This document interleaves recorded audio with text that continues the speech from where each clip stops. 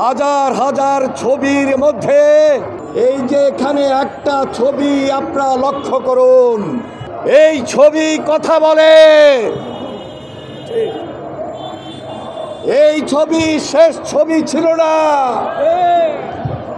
যাদের মধ্যে মানবিকতা নাই, মনুষ্যত্ব নাই, যারা বর্বর, তারা এই ধরনের অত্যাচার নির্যাতনে আজকে যারা লিপ্ত রয়েছে, এরা মানুষ নয়, পশু চেয়ে অধম। তাই আজকে সারা বাংলাদেশে জোরালো দাবি উঠেছে, এই গণহত্যা বন্ধ করতে হবে। সারা পৃথিবীতে মুসলমান একত্রিত হয়েছে, এই বর্বরচিত হামলা বন্ধ করতে হবে।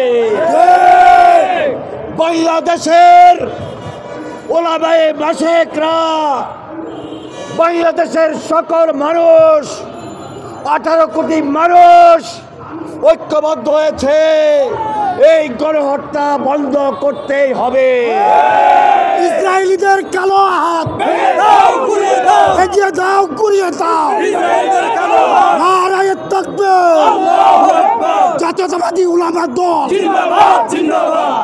এই ইসরায়েল দীর্ঘদিন থেকে বছরের পর বছর, যুগের পর যুগ এই প্যালেস্টাইনের উপর গণহত্যা, বর্বরচিত হামলা, যেখানে নারী পুরুষকেও বাদ দেয়।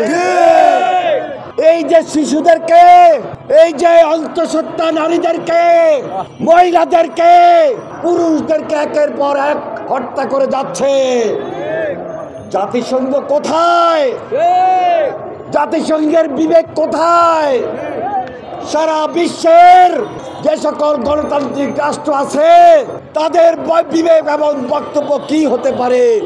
এই ওয়ার্ল্ডের মানুষ, এই পৃথিবীর মানুষ, এই পৃথিবীর মুসলমান উম্মাহ আজকে দেখতে চায়, জানতে চায়।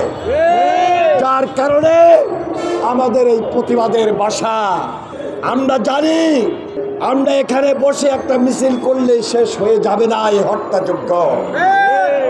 তবে আমাদের এই প্রতিবাদকে অব্যাহত রাখাই এখন মূল কাজ। যেমনি ভাবে 1979-80 সালে শহীদ রাষ্ট্রপতি জিয়া রহমান তার প্রতিবাদের ভাষাকে অব্যাহত রেখে এই প্যালেস্টাইনের পাশে দাঁড়িয়েছিলেন। জিয়া রহমান মুসলিম উম্মার নেতা ছিলেন বলেই এই সৎ সাহস দেখিয়েছিলেন। এখান থেকে সারা বিশ্বের মুসলিম উম্মাহ মনোবল পেয়েছিল, সাহস পেয়েছিল। আমাদের নেতা তারেক রহমান 2023 সালে যখন এই গণহত্যা আবার বর্বরচিত হামলা যখন শুরু হয়েছিল, তখন তার প্রতিবাদের ভাষাও তিনি এখন পর্যন্ত অব্যাহত রেখেছেন বলেই আজকে বিএনপির নেতৃত্বে ওলামা দল, ছাত্র দল এবং আগামীকাল বিএনপি এই প্রতিবাদের কর্মসূচি গ্রহণ করেছে। আমরা এই প্রতিবাদ থেকে স্পষ্ট জানিয়ে দিতে চাই, জাতিসংঘ, বিশ্ব বিবেক, মুসলিম উম্মাহ, পশ্চিমা পরাশক্তি এবং গণতান্ত্রিক দেশসমূহ সবাই মিলে এক বাক্যে, একযোগে প্রতিবাদকে আরো কড়া করতে হবে এবং ইসরায়েলকে নিষিদ্ধ ঘোষণা করতে হবে। ইসরায়েলিদের কালো হাত ভেঙে দাও, ঘুরিয়ে দাও। ভেঙে দাও, ঘুরিয়ে দাও। এই সন্ত্রাসীদের কালো হাত ভেঙে দাও, ঘুরিয়ে দাও। সত্যিকার ভাবে এই ইসরায়েল একটি সন্ত্রাসী দেশ, এদের কালো হাত ভেঙে দিতে হবে। আর কালো হাত ভেঙে দিতে হলেই দুনিয়ার সকল মুসলিম উম্মাহ এক হতে হবে। প্রতিবাদের ভাষাকে আরো জোরদার করতে হবে। আমাদের স্পষ্ট বক্তব্য, আমরা বিএনপি, আমরা বাংলাদেশ জাতীয়তাবাদী দল তারেক রহমানের নেতৃত্বে এই প্রতিবাদের ভাষাকে অব্যাহত রাখবো যতদিন পর্যন্ত গণহত্যা বন্ধ না হচ্ছে।